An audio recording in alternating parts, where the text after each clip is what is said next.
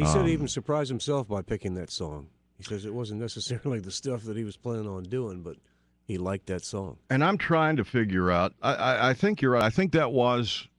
That's a cover of he covered. Somebody else did that. Yeah, and I'm trying to find out who did because I've heard that song before, unless I heard him sing it on another show. You could have. I don't know. Well, anyway, Ronnie Dunn. I don't think he'll have a problem continuing to get songs on the radio. Do you? No, I think so. I would just say you say that song's a little different. I would say Brooks and Dunn could have done that same style. That sounds like a Brooks and Dunn song. Well, I mean, yeah, they could have. I mean, anything Ronnie Dunn sings from now till he dies is going to sound like a Brooks and Dunn song. Right. But they had that kind of a Southern California thing going on with a lot of their music. That one is just that's a lot more produced than a little more artsy, almost like Kenny Chesney did with his latest. Yeah, exactly. It's good stuff. It is good stuff. Can't help but love Ronnie Dunn. Well, like you've always said, he can sing the phone book. Exactly. He's got an amazing voice. I'm anxious to see what Kix does, though. I'm anxious to see. You know, he's on the road. He's doing some touring, and he's also been producing some other folks. Yeah. So I don't know whether he will, but I know he's working on a solo album. Yes. So I don't know exactly how that's all going to shake out. Maybe this is his time for his solo album because earlier in his career, before he started with Brooks and Dunn, it never happened for him. Well, it never happened for Ronnie. Well, that's true.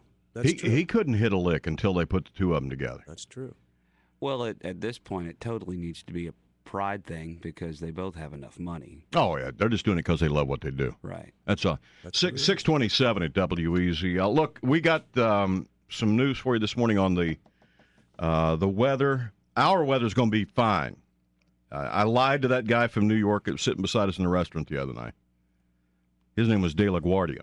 I remember that because he owns the airport. Mm-hmm. Mr. De La Guardia.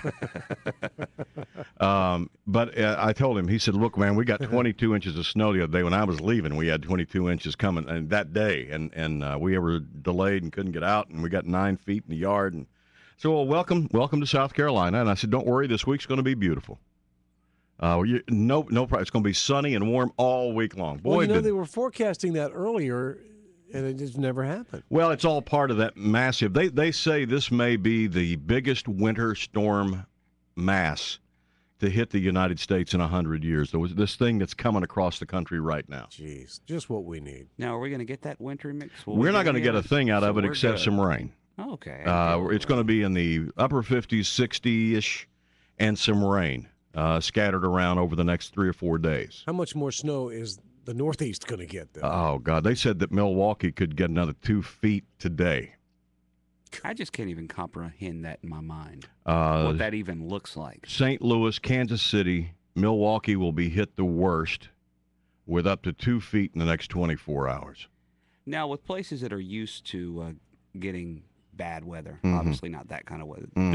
Does the town shut down or are schools closed? Normally, I mean, there in Colorado, when they never close school for anything. I mean, we'd have snow piles on the side of the road 10 feet tall, but the roads were clear. As soon as the first snowflake fell, they were on the road, but they were prepared for it. They had and they had the equipment to do it. They had the equipment, they had the salt, they had everything they needed to constantly keep the roads clear. The problem you're running into, and like I was talking to Mr. De La Guardia the other night, that owns the airport. That owns the airport in New York. Even New York City, who is used to winter weather, cannot keep up with what's happening now. Boston cannot keep up with it. They're used to having, what did he say, 61 inches of snow in Boston over the winter. Or it was less than that. It was like 49 inches of snow or something like that, 4 or 5 feet. Yeah. They've already had over 60 inches, and February's the month when it snows. Wow. So, I mean, they have already gone through all the budgets they had for snow removal and overtime and union fees and salt and everything else. I mean, they blew through that the middle of last month. So they're all on on borrowed time at this stage of the game. And we still have got several weeks of winter left. Oh yeah, we've got another 2 months to go. It'll snow for 2 more months. It all depends on what that thing sees tomorrow morning. Boxatonic Phil? Yeah. I mean, that could be good news. No, it's well with this thing that's brewing out in the Rockies. If I'm not mistaken, that's in Pennsylvania, isn't it? Yes. Yeah. They may not even. They're not going to find that rat in the morning. That rat will be under 1.5 feet of snow. So forget that, man. Now, Weasel Total.